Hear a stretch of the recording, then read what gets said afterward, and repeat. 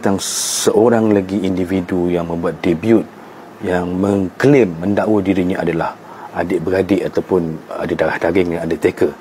Macam kita tahu, Undertaker daripada tahun 1990 mencipta satu legasi yang sukar diganggu-gugat oleh pengusi lain.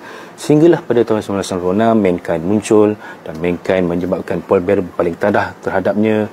Dan pada tahun 1997 Paul Bearer mengubah karakternya menjadi seorang yang biasa, walaupun nama masih Paul Bearer, tapi dah tak adalah bermakeup, berbedak dan sebagainya itu kan.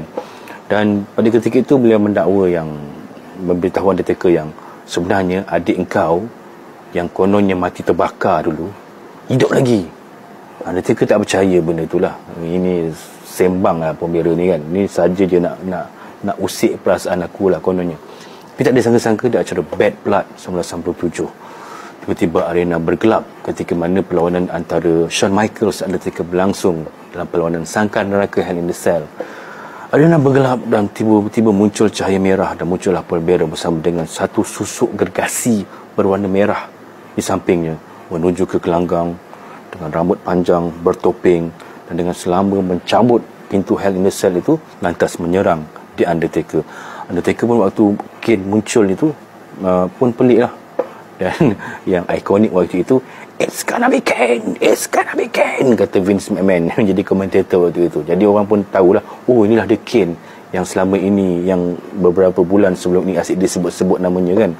Dan Kane muncul dengan satu impak yang sangat memberi kesan, sampaikan Undertaker terpempan dan tak mampu berkata apa-apa dan terus menerima tombstone pile driver daripada Kane. Kane ini bukanlah nama baru di WWE waktu itu. Kalau sebelum itu, beliau sebenarnya, nama sebenarnya adalah Glenn Jacob, dan beliau pernah membawa watak sebagai doktor gigi yang keji, iaitu Dr. Isaac Yankem DDS, jadi balaci pada Jerry Lawler. Kemudian bertukar watak menjadi fake Diesel palsu selepas Kevin Nash ataupun Diesel asal berhijrah ke WCW. Tapi kedua watak ini tak berapa menjadilah kan.